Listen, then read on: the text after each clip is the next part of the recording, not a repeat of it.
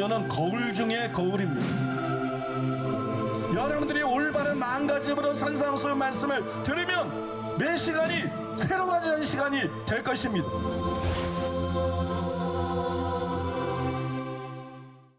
하나님의 말씀 보시겠습니다. 오늘 우리에게 주시는 하나님의 말씀은 마태복음 5장 10절에서 12절까지의 말씀입니다. 마태복음 5장 10절에서 12절까지의 말씀을 다 같이 읽겠습니다. 의를 위하여 박해를 받는 자는 복이 있나니 천국이 그들의 것임이라.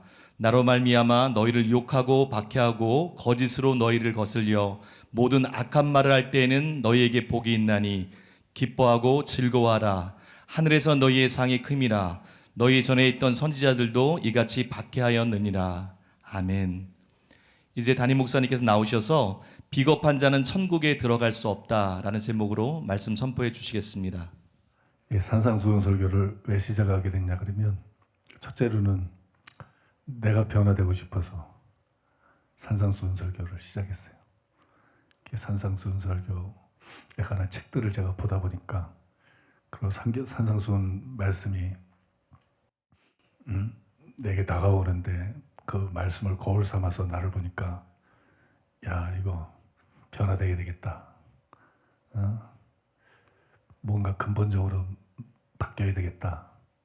뭐 그런 필요성을 저 자신에게서 느끼고, 그 다음에 또 이 산상수훈이 그동안 말씀을 들으면서도 바뀌지 못했던 수많은 성도님들을 바꿔놓을 수 있겠다. 우리 교회 차원을 완전히 새로운 차원으로 올려놓을 수 있겠다. 그런 기대감이 막 넘쳐서, 그래서 산상수훈 설교를 시작했는데, 하나님께서 작정하고 기대하신 대로 그렇게 일하시고 계신 것 같아요.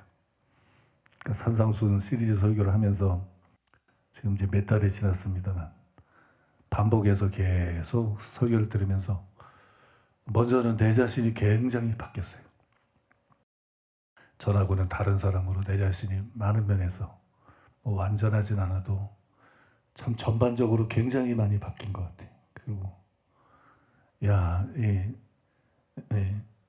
정말 산상수훈 말씀대로 사는 사람으로 그렇게 완전히 바뀔 수 있겠다. 그런 희망이나 확신 같은 것도 생기고, 또 내 자신에게 일어나는 변화를 보니까 우리 성도님들이 틀림없이 많은 사람들이 바뀌고 있겠구나. 그죠? 많은 성도님들이 바뀌고 있겠구나. 하나님 은혜지 이런 설교를 들을 수 있는 것도 감사하고, 여러분들이 이 설교 듣고 살고 그렇게 살다가 죽는 게 얼마나 큰 복인지 몰라요. 그게 다 감사한 것 같아요. 자, 갑자기 왜 이런 얘기를 하냐면, 산상수훈 설교 시작한 지가 엊그제 같은데 8복 중에서 벌써 이제 8번째 복을 우리가 다루게 됐어요. 의를 위하여 박해를 받는 자는 복이 있나니 천국이 그들의 것임이라. 이걸 다루게 됐는데, 또 박해하면 제가 한 박해 받는 사람이기 때문에 한국교회에서 박해받는 대표적인 목사가 저 아닐까요? 그래서 오늘 포함해서 박해에 대해서 한 3시간 말씀을 드릴 건데, 오늘 박해에 대해서 첫 번째로 여러분들에게 말씀을 드리겠는데요. 추수라는 책이 있죠. 그 추수라는 책에 보게 되면 우리나라에 대한 이런 예언이 나옵니다. 오늘 설교에 필요하기 때문에 좀 읽어드리겠습니다. 공산주의에 많은 변화가 있을 것이며 세계는 붉은 물결의 맹렬한 공격으로부터 잠시 숨을 돌리게 될 것이다. 그 후 공산주의는 보다 더 눈에 띄게 진출하게 될 것이다. 남한, 필리핀, 남중미가 궁극적으로 공산주의에 휘말릴 것이다.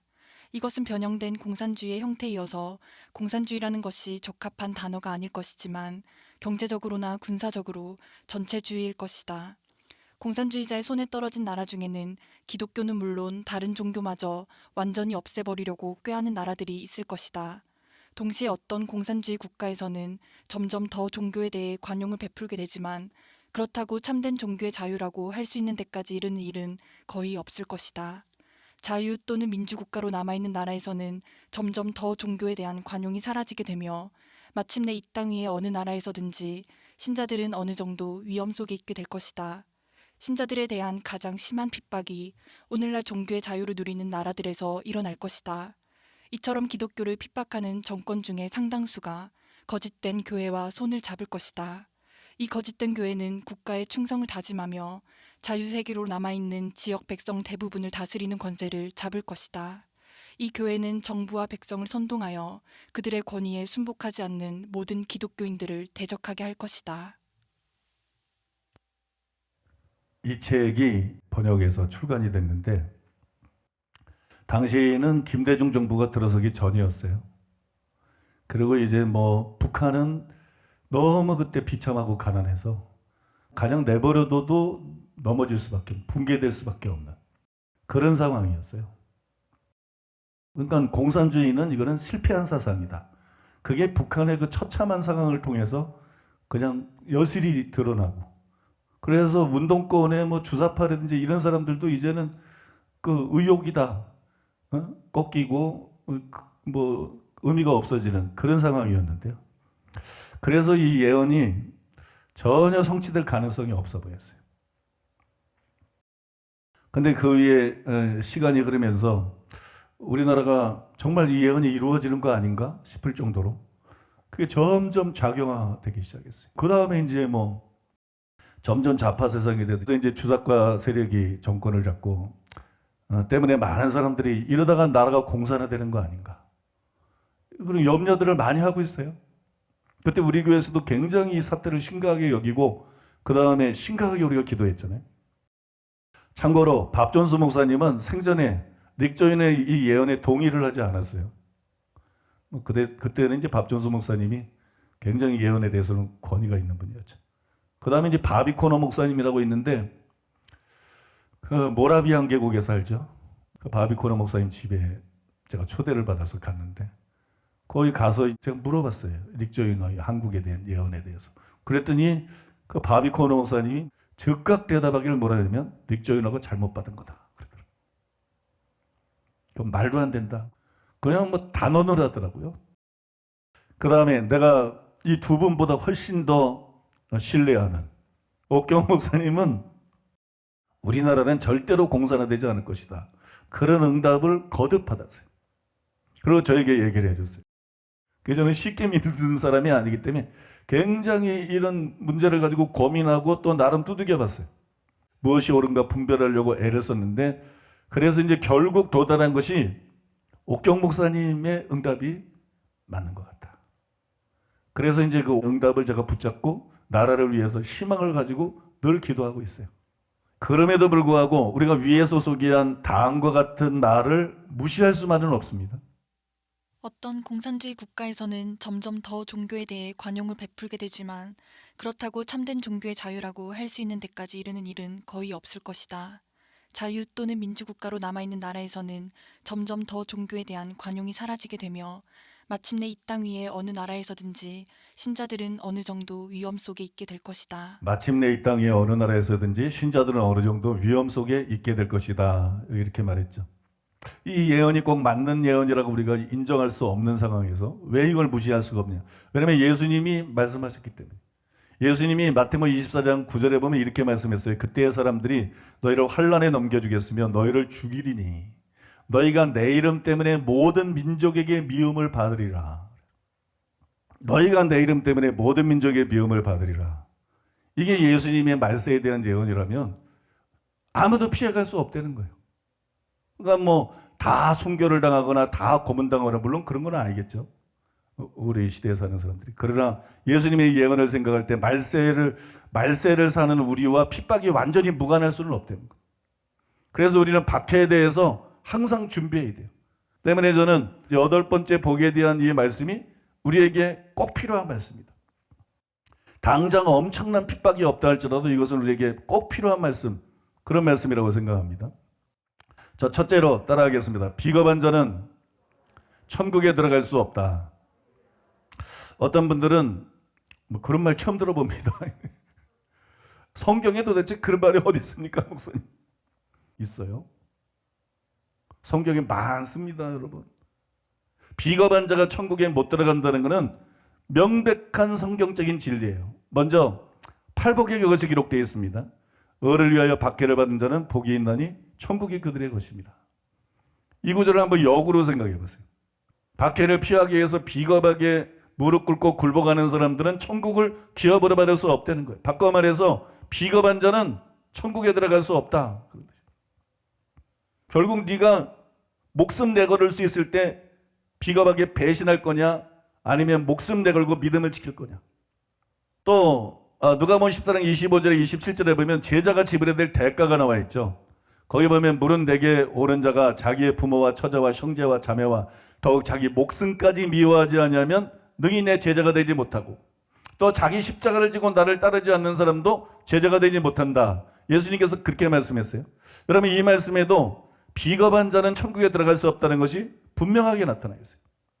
왜냐하면 때로는 핍박이라는 대가를 지불하지 않으면 참 제자가 될 수 없어요. 진정한 그리스도인이 될 수 없어요. 비겁한 사람은 그리스도인이 될 수 없고, 비겁한 사람은 천국에 들어갈 수가 없다는 거예요. 히브리서에도 그게 나타나 있습니다. 히브리서 10장 37절로 39절. 잠시 잠깐 후면 오시리가 오시리니 지체하지 아니하시리라. 나의 의인은 믿음으로 말미암아 살리라. 또한 뒤로 물러가면 내 마음이 그를 기뻐하지 아니하리라 하셨느니라. 우리는 뒤로 물러가 멸망할 자가 아니요 오직 영혼을 구원함에 이르는 믿음을 가진 자니라. 히브리서 저자는 여기서 박해로 인한 배교의 위험을 경고하고 있습니다. 이 배경이 박해예요. 박해가 무서워서 뒤로 물러가면 멸망한다.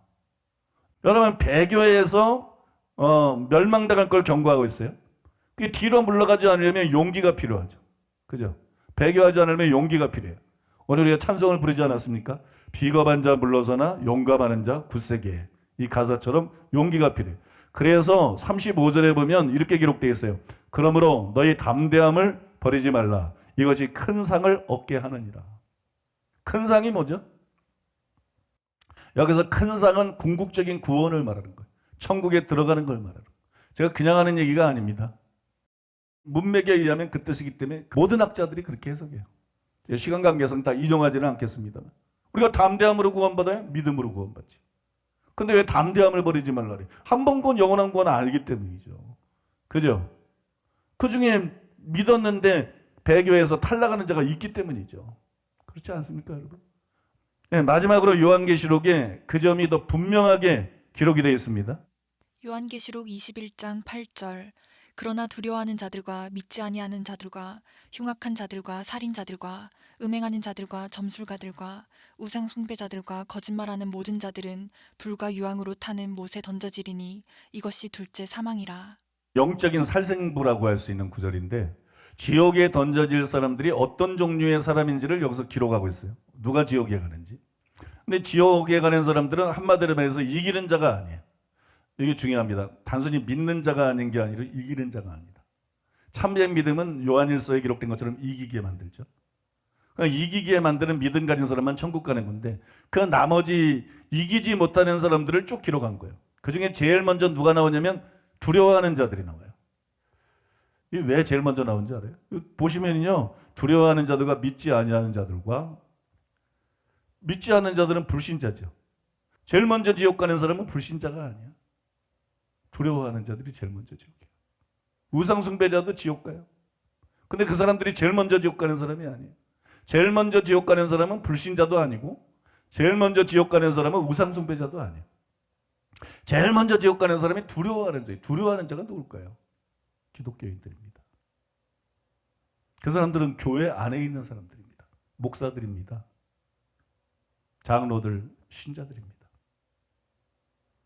베드로가 그래서 심판이 하나님의 집에서 먼저 시작된다. 믿는 자들을 먼저 심판합니다. 여기 두려워하는 자는 누구냐? 예수 믿는 사람들이. 그런데 두려워서 배교한 사람들이. 이 사람은 요한계시록 12장 11절에 나오는 사람하고 정반대되는 사람이. 거기 보니까는 또 우리 형제들이 어린 양의 피와 자기들이 증언하는 말씀으로서 그를 이겼으니 그들은 죽기까지 자기들의 생명을 아끼지 아니하였도다.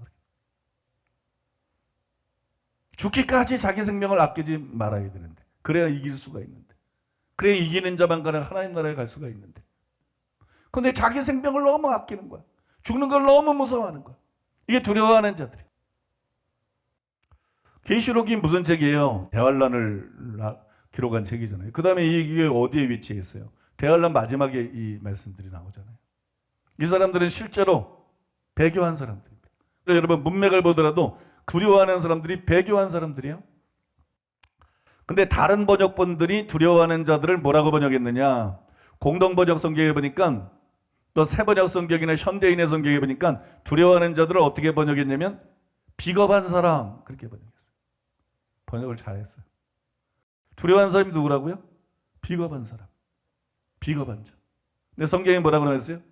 두려워하는 자들을 불과 유황으로 타는 못에 던져지리니 이것이 둘째 사망이라. 비겁한 자들은 불과 유황으로 타는 못에 던져지리니 이것이 둘째 사망이라. 비겁한 자는 천국 못 들어갑니다. 여러분 믿음은 용기하고 뛰어놀 수가 없어요. 믿음은 양심하고도 뛰어놀 수가 없지만 믿음은 용기하고도 뛰어놀 수 없어요. 믿음은 핍박 없을 때 평안할 때만 믿는 게 아니야. 손해봐도 믿을 수 있어야 되고 핍박을 당해도 믿을 수 있어야 되고 고문을 당해도 믿을 수 있고 불태워 죽인다 그래도 믿는 게 믿음인 거예요. 용기와 믿음은 같이 가는 거예요. 담대함이 없이는 끝까지 믿을 수가 없는 거예요. 비겁한 자는 절대로 천국 못 들어갑니다. 이게 참 성경적인 말이에요. 이것을 염두에 두고 우리나라 교계를 좀 보자는 얘기. 참으로 기가 막히지 않나요? 목사들도 언론들도 교단들도 핍박을 피하기 위해서 대부분 비겁하게 벙어리 행세를 하고 있어요. 여러분 교회 안으로는 불의한 이단 사냥꾼들과 거대 교단들의 횡포 앞에 얼마나 목사들이 비겁한지 얼마나 교단들이 비겁한지 난 그걸 너무 많이 겪었거든. 목사들이 모여서 거짓말로 다른 교회를 매도하고 그러면 이게 무슨 마귀 같은 짓이냐, 이게 기독교가 어떻게 이런 종교냐, 목사들이 모여서 어떻게 이럴 수 있냐. 응? 나서야 되는 게 정상 아니에요 여러분? 나서야 되는 게 정상 아닙니까?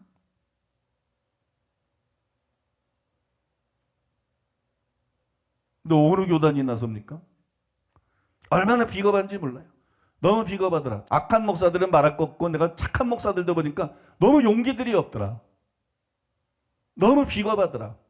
그게 아주 공통점이더라고요. 교회 밖으로 볼 때는 반기독교적인 차별금지법을 집요하게 제정하려는 정부 앞에 거의 모두가 얼마나 비겁합니까?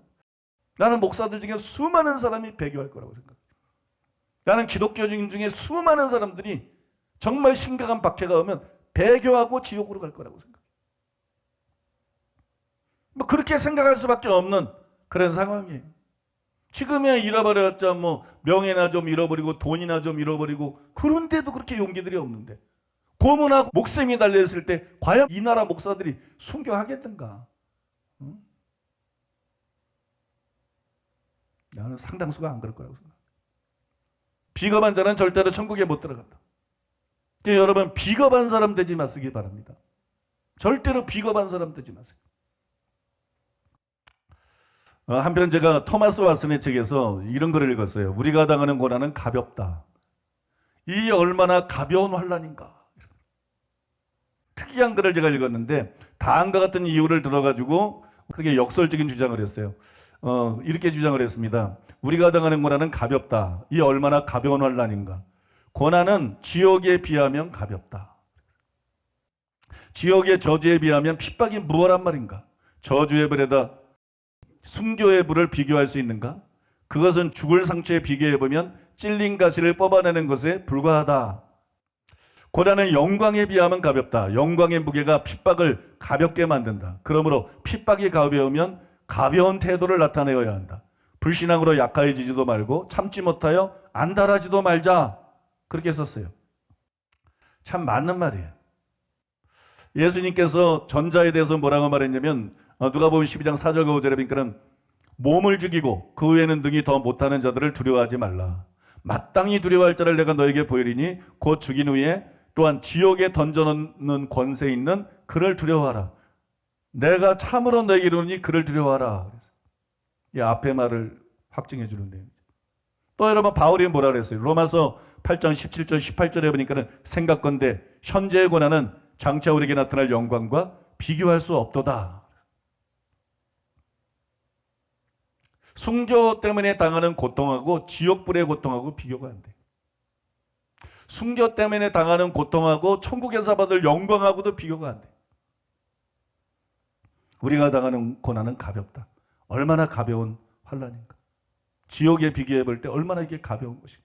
천국의 영광에 비할 때 이게 얼마나 가벼운, 정말 맞는 말이에요. 그러니까 이걸 기억하시라는 거. 여러분들이 이것을 기억하시고 절대로 비겁한 사람이 되지 마시기를 바랍니다.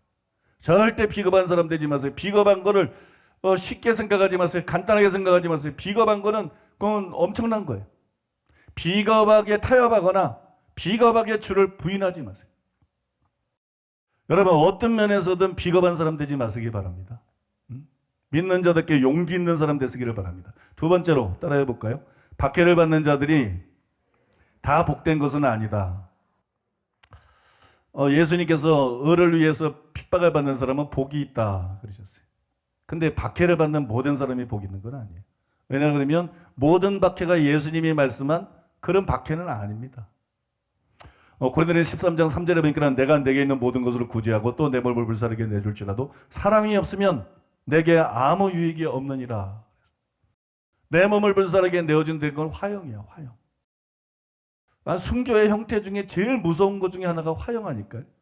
살아있는 사람을 어떻게 불태워 죽일 생각을 할까요? 근데 그런 일들이 역사상 있었어요. 뭐 존 후스나 잔다르크 그 외에도 많은 그런 일들이 있었어요. 근데 그렇게 순교를 당해도 아무 유익이 없다는 거예요. 그러니까 박해를 받는다 그래서 다 복이 있는 게 아니래요. 박해가 다 예수님이 말한 그 박해가 아니래요. 그러니까 이동훈 목사님 책에 보면 이렇게 말했어요. 무엇이 핍박이 아닌가. 그리스도인들이 어떤 일을 잘못 처리한 결과로 어려움이나 공경을 당할 수 있습니다. 그럴 때 그것은 핍박이 아닙니다. 좀 중략을 하고 핍박이란 좋은 일을 한 것에 대해서 나쁜 사람들에게 받는 것이요. 처벌은 나쁜 일을 한 것에 대해서 좋은 사람으로부터 받는 것입니다. 첫째로 우리의 실수 때문에 당하는 어려움은 핍박이 아닙니다. 이런 사건 속에는 결코 하나님의 상급이 없었습니다. 죄가 있어 매를 맞고 참으면 무슨 칭찬이 있으리요라고 하셨습니다. 둘째로 그리스도인들의 무지한 전도 방법이나 광신적인 태도 때문에 받는 공격도 엄격하게 말해서 핍박이 아닙니다. 예수님은 보라 내가 너희를 보냄이 양을 이리 가운데 보냄과 같도다. 그러므로 너희는 뱀같이 지혜롭고 비둘기같이 순결하라 이렇게 말씀하셨다 그랬어요.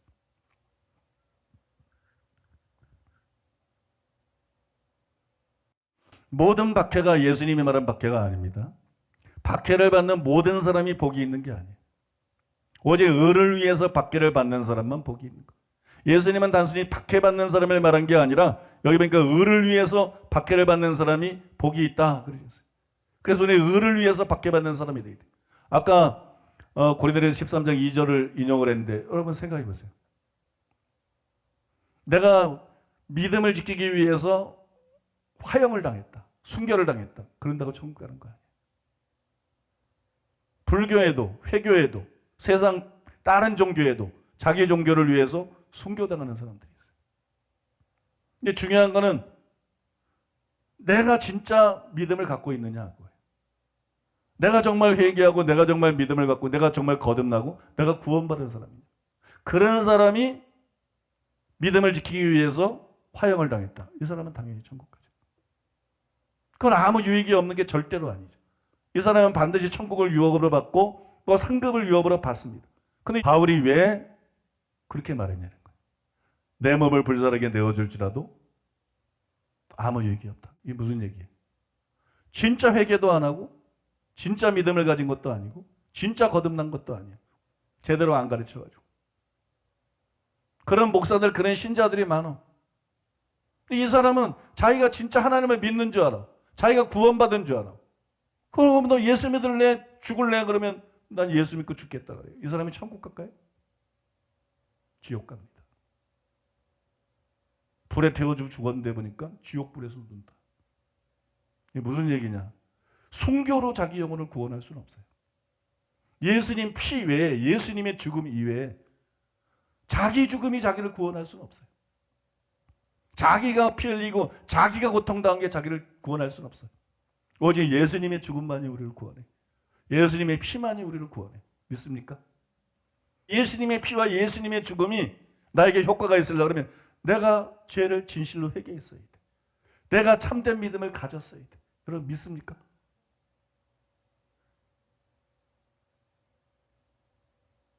이게 심각한 거예요. 성경에는 이런 말씀이 있어요. 잠언 29장 27절에 보니까는 바르게 행하는 자는 악인에게 미움을 받느니라. 요한일서 3장 12절에도 아벨이 순교한 거를 말하면서 그 아우의 행위는 의로움이라. 또 디모데후서 3장 12절 여러분 잘 아시는 거죠? 경건하게 살고자 하는 자는 박해를 받으리라.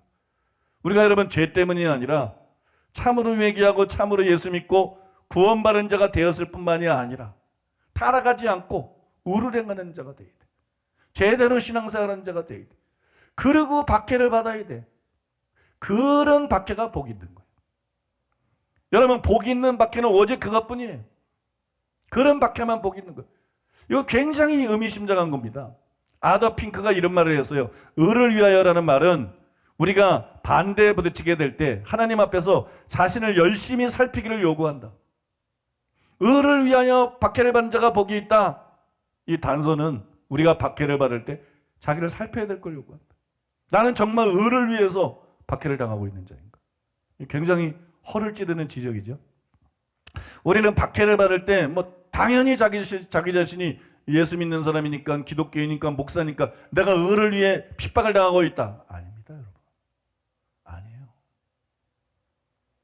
그래서 핍박당하는 사람들이 겸손히 자기 자신을 살펴야 돼요. 말씀 앞에 서야 돼요. 뭐로 자기를 살펴야 될까요? 바로 의예요. 나는 의를 위해서 핍박당하고 있나?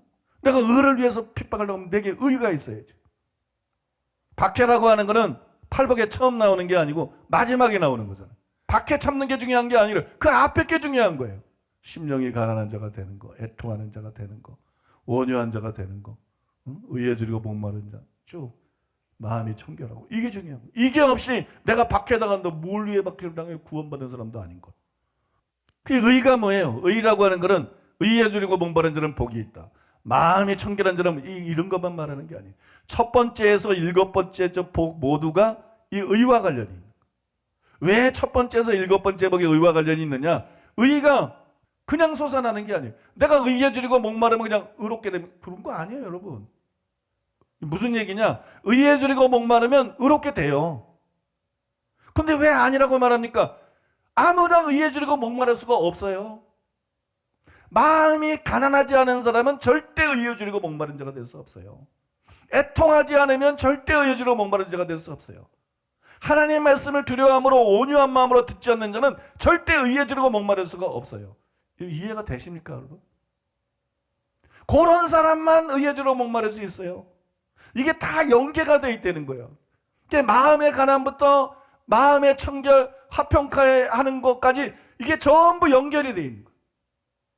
분리해서 하나만 빼낼 수가 없는 거예요. 의가 뭐냐? 이렇게 물어보면 의는 팔복이에요. 의는 쉽게 말해서 첫 번째에서 일곱 번째 복이라고. 그러니까 내가 핍박을 당한다 이게 문제가 아니야. 나는 복음을 전한다가 나는 믿음 때문에 가정에서 또 사회에서 직장에서 나는 핍박을 받아 나는 복 있는 사람이야. 이게 문제가 아니야. 중요한 거는 너 그러면 마음이 가난해? 너는 애통하는 자야? 너 하나님 말씀에 두려워 떠는 자야? 너 의에 줄이고 목마른 자야? 너 다른 사람을 긍휼히 여겨? 너 마음이 청결해? 너 화평케 하는 자야? 이게 없다. 이 사람은 복 있는 사람이 아니에요. 그가 어떤 핍박을 당하든 전도하다 핍박을 당하든 목회하다 핍박을 당하든 이건 자기 착각이야. 이 사람은 의를 위해서 핍박을 받는 자가 아니라는 거예요. 첫 번째에서 일곱 번째 복이 나타나야 여덟 번째 복이 진짜가 되는 거예요. 믿습니까? 첫 번째에서 일곱 번째 복이 나타나야 여덟 번째 복이 진짜가 된다. 여러분 조영남이 부른 노래 중에 최진사댁 셋째 딸이라는 노래가 있어요. 근데 이걸 왜 제가 소개하느냐? 여기 이어서 중요한 건 이거 7개 복 중에서 1개가 맞았다고 놀려되겠지. 세상 복은 이렇게 받아요. 세상 복은 서로 연관이 없어. 그냥 복이 7개가 있다면 그 중에 1개 받는 사람도 있고 2개 받는 사람도 있고 3개 받는. 이게 세상 복이에요. 팔복은 다르다는 거야. 팔복은 여러분 세트로 받는 복이에요. 팔복은 전부 받든지 하나도 못 받든지. 믿습니까? 그러니까 첫 번째부터 심령이 가난한 자는 복이 있나니 천국이 저희 것이며, 여덟 번째도 을을 위해 핍박을 받는 자는 복이 있나니 천국이 저희 것이며. 마지막에서 천국을 약속해야지. 첫 번째부터 복을 딱 약속해버려요. 왜냐면 이거는 함께 받든지 다 못 받든지. 이건 서로 연계가 돼, 분리가 안 되는 거예요. 그래서 한 기독교인의 8가지 특징을 묘사한 것이지, 심령이 가난한 자가 따로 있고 애통하는 자가 따로 있고 마음의 청결자가 따로 있고, 이게 한 사람이야. 이 복은 함께 받든지 아무것도 못 받든지, 전부 받든지 하나도 못 받든지, 둘 중에 하나라는 것이. 즉 첫 번째에서 7번째 복과 무관한 사람이 박해를 받아서 천국 가는 이런 일은 없다는 것이에요. 순교해서 천국 가는 이런 일은 없다는 것이. 첫 번째 복에서 7번째과 무관한 사람이 박해를 받아서 천국에서 큰 상을 받는 일도 절대로 없다는 것이. 그래서 내가 박해를 당한다, 이거로 안심하지 말라는 거예요. 난 전도하면서 이렇게 박해를 당해, 나는 교회 나오고 신앙사하면서 이렇게 박해를 당해, 나는 동성애 만들면서 이렇게 박해를 당해, 나는 뭐 나라를 위해서 막 바른 소리를 하면서 이렇게 박해당해. 그거 다 헛걸 수 있다는 거예요. 심령이 가난한 자가 아니라면, 애통하는 자가 아니라면, 온유한 자가 아니라면, 의에 지르고 목마른 자가 아니라면, 마음이 청결한 자가 아니면 다 헛거리는 거야. 이게 여러분 보통 심각한 문제가 아니에요. 그렇지 않나요? 여러분 팔복에 대해서 여러분 다시 생각해야 돼요. 팔복에 대해서. 팔복을 대체할 수 있는 건 없어요. 박해를 받는 것도 순교하는 것도 그 무엇도 팔복을 대체할 수 있는 게 없어요. 팔복의 사람이 안 되면 그냥 끝나는 거예요. 팔복의 사람이 안 되면 그냥 하나님하고 상관이 없는 거야. 천국하고 상관이 없는 거야. 그냥 지옥에 가고 그거로 끝나는 거야. 뭐 그건 누구든 상관이 없어. 팔복의 사람이 되는 게 얼마나 중요한가. 베드로가 이런 말을 했어요. 베드로전서 4장 15절 16절에 보니까 너희 중에 누구든지 살인이나 도둑질이나 악행이나 남의 일을 간섭하는 자로 고난을 받지 말려니와, 만일 그리스도인으로 고난을 받으면 부끄러워하지 말고 도리어 그 이름으로 하나님께 영광을 돌리라, 이렇게 말했어요. 고난이 두 가지가 있어요. 죄인으로 고난당하는 게 있고 그리스도인으로 고난당하는 게 있다. 너무나 많은 목사들이 내가 보니까 죄인으로 고난을 당해. 너무나 많은 신자들이 내가 보니까 죄인으로 고난당해. 이 땅에서 고난당하고 그냥 천국 갈 줄 알았는데 지옥에서도 고난당하고. 여러분 이런 불행을 막으려면 죄인으로 고난당하지 말고 그리스도인으로 고난을 당해라. 그리스도인이 뭐예요? 팔복의 사람이죠. 그러니까 이 말을 바꿔 말하면 너희는 팔복의 사람으로 고난받아야 된다. 팔복에서 고난 하나만 딱 빼가지고 나는 을을 위해, 나는 주님을 위해 고난당하는데 제발 좀 망상에서 깨어나라. 너희는 팔복의 특징이 나타나는 반드시 팔복의 사람이라야 되고, 너희가 팔복의 사람이기 때문에 고난당해야 된다. 그리스도인으로서 고난당해야 된다. 팔복의 사람으로서 고난당해야 된다. 믿습니까? 그게 예수님이 말씀한 을을 위해 핍박을 받는 자들은 복이 있나니 천국이 저희 것이며, 그 사람들이랍니다. 여러분 그런 사람입니까? 나는 팔복의 사람인가? 나는 서기관과 바리새인보다 나은 을을 가지고 있나? 나는 아버지 뜻대로 가는 자인가? 다른 사람에게 복음을 전한 뒤에 자기는 보림이 될까 두려워하노라. 내가 타협하지 않고 복음을 전해서 많은 영혼들이 회개하고 구원받은 게 사실이지, 깨어난 게 사실이지. 그러나 내가 팔복의 사람이 아니면 아무 소용없어. 그 사람들은 살겠지만 나는 지옥에 갈 거야. 내가 서기관과 바리새인보다 나은 자가 아니면 아무 소용없어. 그래서 이 산상순서교는 내 영혼을 위해서 하는 거야. 첫째는 내 영혼을 위해서, 두 번째는 여러분 영혼을 위해서. 그럼 내가 그러니 여러분도 마찬가지지. 여러분이 팔복의 사람이 아니면 아무 소용없어. 예수님 은혜로 팔복의 사람이 되었지만 더 팔복의 사람이 되는 거. 하나님 은혜로 서기관과 바리새인보다 나은 을을 가진 자가 됐지만 더 서기관과 바리새인보다 나은 을을 가진 자가 되는 거. 아버지의 뜻대로 행하는 자가 됐지만 더 아버지의 뜻대로 행하는 자가 되는 거. 내 영혼을 위해서 나는 날마다 기도합니다. 여러분 기필코 팔복의 사람이 되시기 바랍니다. 반드시 서기관과 바리새인보다 나은 의를 가진 사람 되시기 바랍니다. 자, 마지막 세 번째로 한번 따라해 보겠습니다. 고문하고 죽이지 않는다고 박해자가 아닌 것이 아니다. 사람들이 박해하면 뭐 고문이나 순교, 뭐 육체적인 이런 걸 떠오르잖아요. 근데 그런 것만 박해가 아니에요. 말로 하는 박해도 있어요. 그래 절대로 이걸 깨닫고 박해자가 되면 안 된다는 거예요. 오늘 11절에 보니까는 나로 말미암아 너희를 욕하고 박해하고 거짓으로 너희를 거스려 모든 악한 말을 할 때에는 너에게 복이 있나니. 여러분 양용희 교수님도 이 구절에 대해서 본 단락은 제자들이 세상에서 받는 박해의 내용이 육체적인 것뿐만이 아니라 언어적인 것도 포함한다는 점을 밝혀준다. 그렇게 말했어요. 또 토마스 왓슨의 그 핍박의 종류라는 글에 보니까는 이렇게 써 있어요. 제가 좀 시기에 자문님이 있겠습니다. 핍박의 종류에는 어떤 것이 있는가? 두 가지 종류의 핍박이 있는데 손으로 하는 핍박과 혀로 하는 핍박이 그것이다. 1. 손으로 하는 핍박. 너희 조상들은 선지자 중에 누구를 핍박하지 아니하였느냐? 우리가 종일 주를 위하여 죽임을 당케 되며 이것을 나는 피 흘린 핍박이라고 부르는데 하나님의 사람들이 불과 칼로 핍박을 받은 것이다. 우리는 네로, 도미시안, 트라얀 등등의 로마 황제 때의 10대 박해와 16세기의 30년 전쟁 당시에 영국의 메리 여왕의 박해에 대해서 읽은 바가 있다. 이런 때 많은 사람들이 박해자의 채찍으로 죽음의 핍박을 받았었다.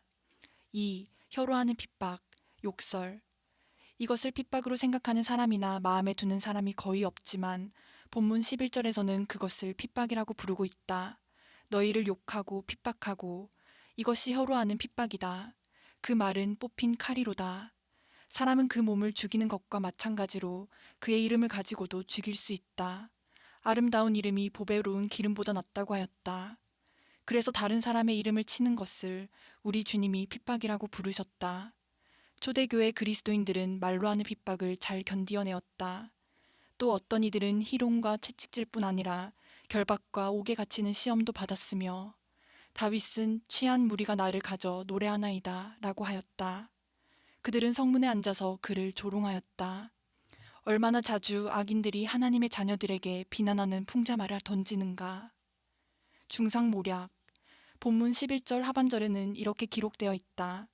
거짓으로 너희를 거스려 모든 악한 말을 할 때에는 중상모략은 혀로 하는 박해이다. 사도 바울도 그의 교리에 대해 중상모략을 당하였다. 그가 이렇게 설교하였다고 기록되어 있다. 또는 그러면 선을 이루기 위하여 악을 행하자 하지 않겠느냐. 어떤 이들이 이렇게 비방하여 우리가 이런 말을 한다고 하니 또한 귀신을 쫓아내신 그리스도도 귀신 들렸다고 뒤집어 쓰셨다. 초대교회 그리스도인들은 그들의 아이들을 죽이고 근친상간을 한다고 잘못 고발당하기도 하였다. 불의한 증인이 일어나서 내가 알지 못하는 일로 내게 힐문하며 핍박자가 되지 않도록 주의하자.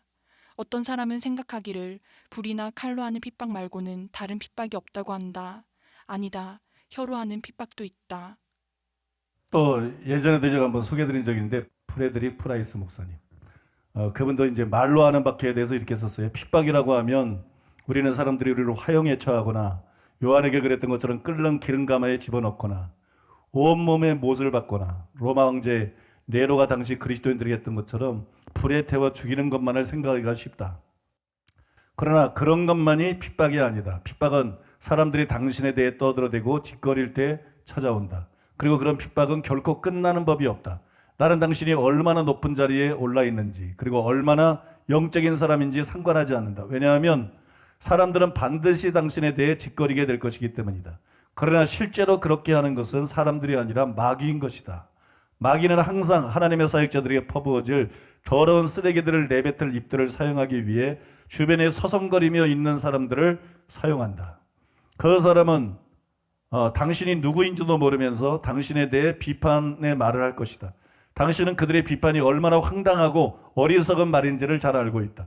사람들은 당신에 대해 비판하는 말을 하고 당신에 대해 비판하는 책을 쓰고 그들의 책에서 당신의 이름을 들먹이며 비판하고 방송에서는 당신의 이름을 거명하며 자신에 대해서 떠들 것이다. 여러분, 저는 여기에서 나온 모든 유형의 박해들을 받아봤어요. 지금도 받고 있어요. 그래서 여러분 이런 것에 너무 잘 알아요. 보통 이런 박해들은 거짓말하고 깊은 관계가 있어요. 우리나라 속담에 보면 이런 속담이 있어요. 아니 땡 굴뚝에 연기가 나겠느냐? 납니다. 잘 나요. 한국 교회에서는 너무 잘 나. 이 나라에서는 너무 잘 나. 굴뚝에는 실제로 안 떼면 안 나죠. 근데 이게 굴뚝에는 그게 맞는데 사람에게는 안 맞아. 사람의 입에서는 아니 땡 굴뚝에 연기 나는 것처럼 별말이 다 나와. 언론이 그래요. 교단도 마찬가지고 목사들도 마찬가지고. 아니 땡 굴뚝에 연기 잘 납니다. 성경에 의하면 잘 납니다. 존 웨슬리가 무슨 말을 했냐면 이런 말을 했어요. 어리석은 자들이여, 그대들은 악마가 죽었다고 생각하는가? 자기의 왕국을 위해서 싸우지 않으리라고 생각하는가? 그러면 그 무기는 무엇이겠는가? 그것이 거짓말이 아니겠는가? 마귀는 거짓말쟁이이며 거짓말쟁이의 아비이다. 마귀가 죽었어요? 마귀가 자기 나라를 위해서 일하지 않겠어요? 마귀가 자기 나라를 위해서 일할 때 뭘 통해서 일하겠어요? 그는 거짓말쟁이입니다. 그는 거짓의 아비입니다. 아담과 하와를 뭘 통해서 타락시켰어요? 거짓말이에요. 모든 이단 사설이 뭡니까? 거짓말입니다.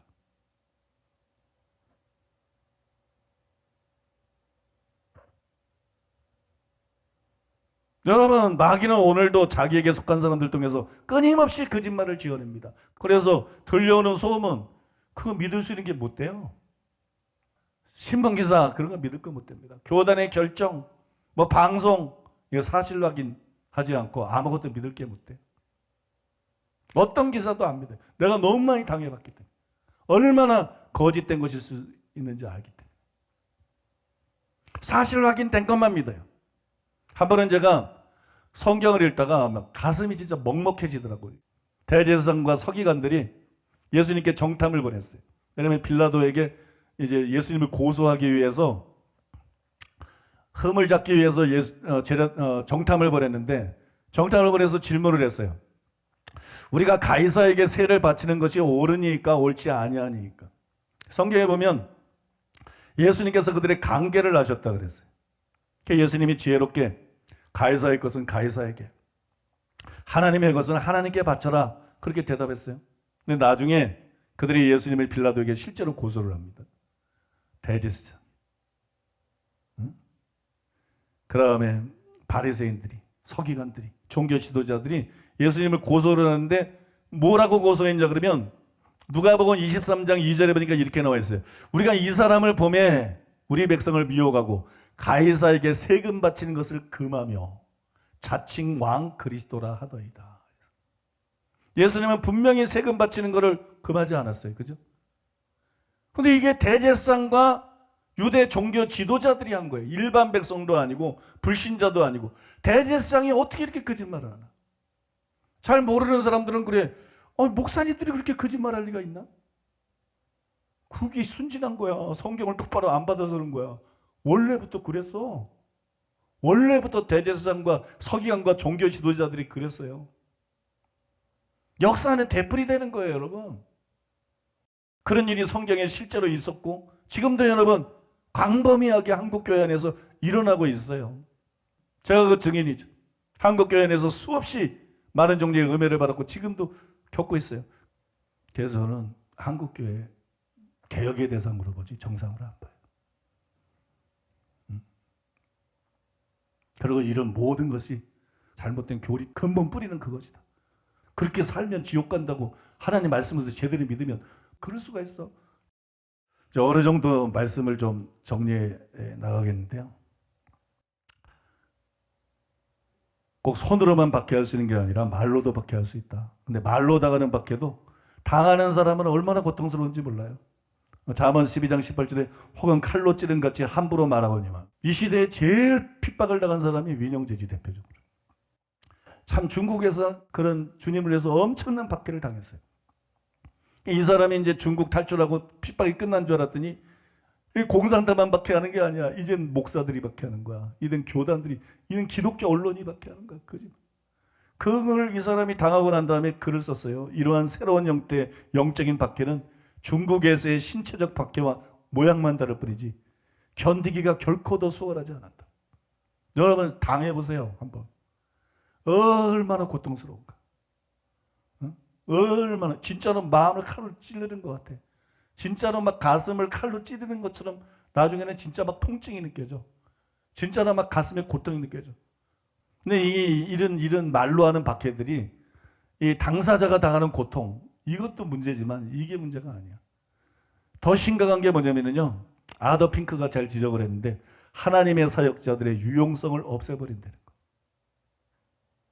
그냥 내가 하나 고통당하고 말면 괜찮은데 하나님이 나에게 준 말씀, 은사, 그 영향력을 통해서 수많은 영혼 구원하고 살릴 수 있는데 그걸 방해한다는 거.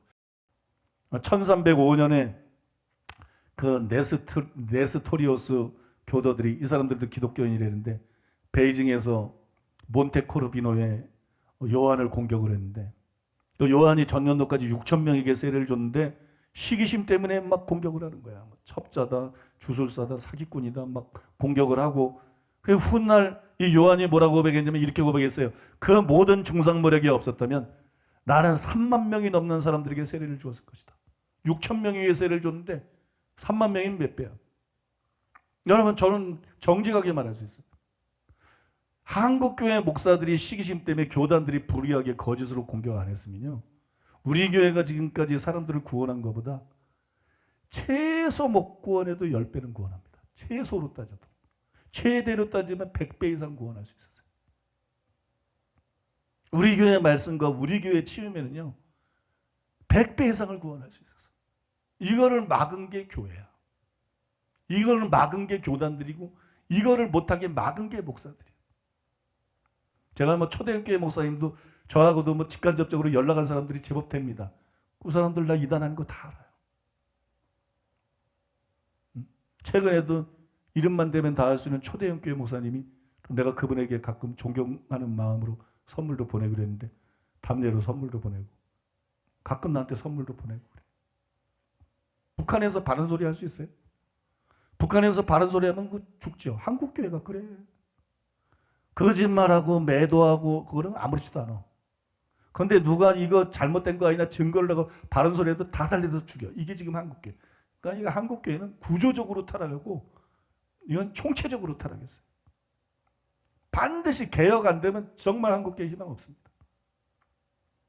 이 하나님 나라의 일을 이렇게 막고 있는데 그것도 몰라서 그런 것도 아니고 말을 지어내가지고 악의적으로 막 사악한 거짓말들을 막 해가지고, 여러분, 이 사람들이 천국 가겠습니까? 못 갑니다. 여러분. 성경이 뭐라고 나와 있어요? 요한계시록 21장 8절. 제일 먼저 지옥 가는 사람이 누구예요? 두려워하는 자. 그 다음에 제일 마지막에 지옥 가는 사람이 누구예요? 거짓말하는 모든 자들.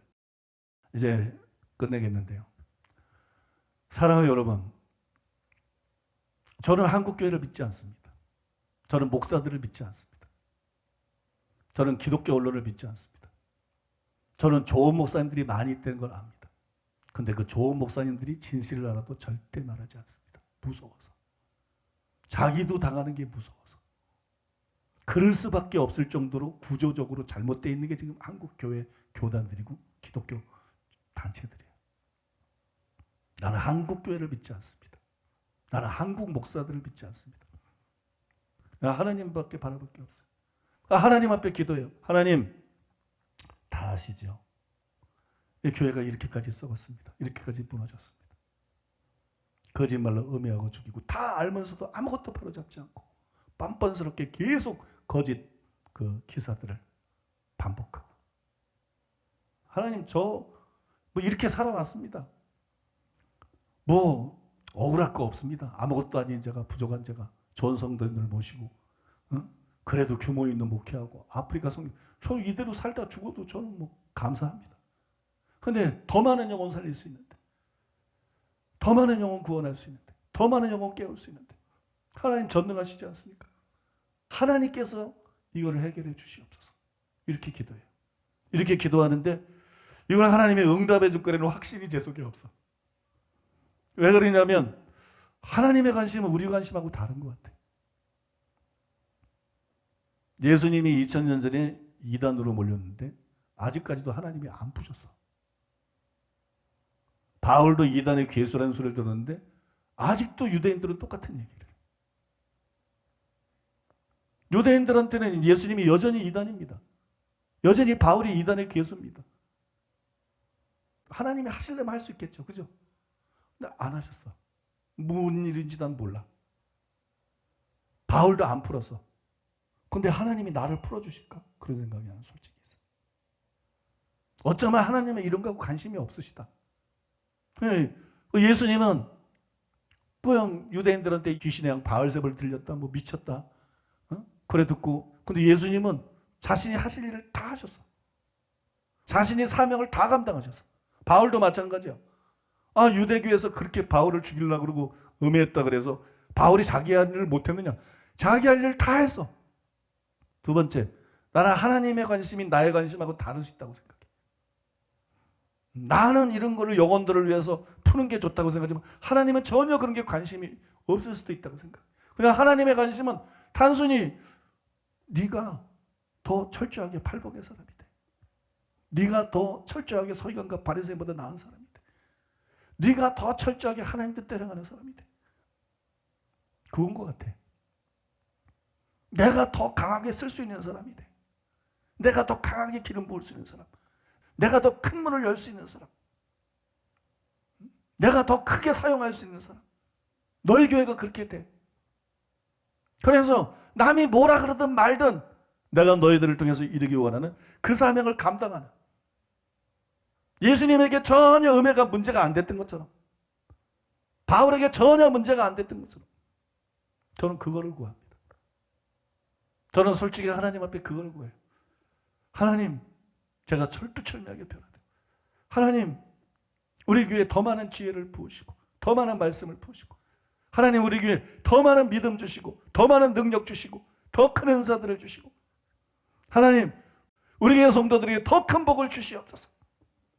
그래서 원수 마귀의 방해에도 불구하고, 한국 교회의 마귀적인 완악함과 사악함에도 불구하고 우리는 하나님이 이루고자 하는 것을 다 감당할 수 있게 해주시옵소서. 저는 그걸 위해서 기도합니다. 그리고 여러분, 하나님께서 어느 정도는 그 일을 이루실 것이라고 믿습니다. 아프리카가 그거를 보여줬어요. 어느 정도는 그 일을 이루실 거라고 믿습니다. 네, 여러분, 이 시간에 우리가 기도할 텐데요, 그 제목 가지고 기도하겠습니다.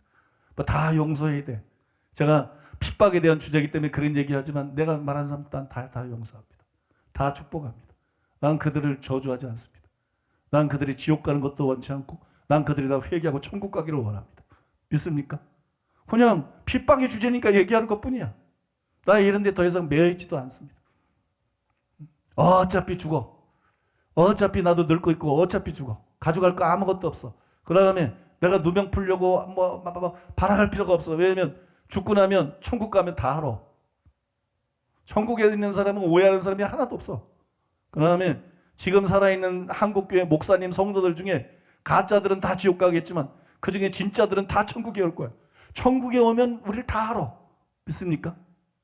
그러니까 여러분, 이런 게 문제가 아니야. 그냥 우리가 철두철미하게 팔복의 사람이 되고, 철두철미하게 서기관과 바리새인보다 철두철미하게 아버지 뜻을, 철두철미하게 마음을 다하고 목숨을 다하고 뜻을 다해서 하나님 사랑하는 사람, 이웃을 자기 몸처럼 사랑하는 사람, 예수님이 우리 사랑하는 사람, 서로 사랑하는 사람, 원수와 핍박자까지 사랑하는 사람. 믿습니까?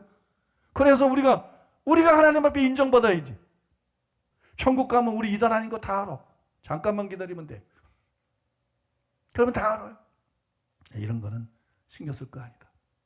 중요한 건 거기서 이단 아닌 건 다 드러나겠지만 거기서 또 드러날 게 나는 하나님 앞에 어떤 사람입니까? 이게 심각한 거예요. 그죠? 천국에 났지만 그 억울한 일 당하고 그냥 이단은 아니지만 너무 별 볼 일 없는 사람 되면 안 되죠. 그래서 저는 산상수훈 설교를 통해서 내가 천국에서 별 볼 일 없는 사람까지는 안 되도록, 그래도 천국에서 내가 되게 큰 자가 될 수는 없겠지만 그래도 천국에서 그래도 괜찮은 사람이 되도록, 그래도 천국에서 부끄럽지 않은 사람이 되도록, 그게 내 삶의 목표예요. 여러분들 제 얘기했지만 여러분도 다 마찬가지. 여러분 자신이 바뀌는 것보다 중요한 건 아무것도 없어요. 누명을 쓰든 딴 사람이 뭐라 그러든 아무 상관없어요. 우리 자신이 바뀌어야 돼. 우리 자신이 더 철두철미하게 하나님 마음이 아픈 사람으로 바뀌어야 되고, 그 다음에 하나님을 바라보십시다. 하나님, 우리에게 더 하나님의 사랑을 부어주시옵소서. 우리에게 더 경건의 능력을 주시옵소서. 우리에게 더 기도의 영을 부어주시옵소서. 우리에게 더 지혜를 주시옵소서. 우리에게 더 큰 믿음을 주시옵소서. 우리에게 더 큰 은사들을 주시옵소서. 우리에게 더 큰 권능을 주시옵소서.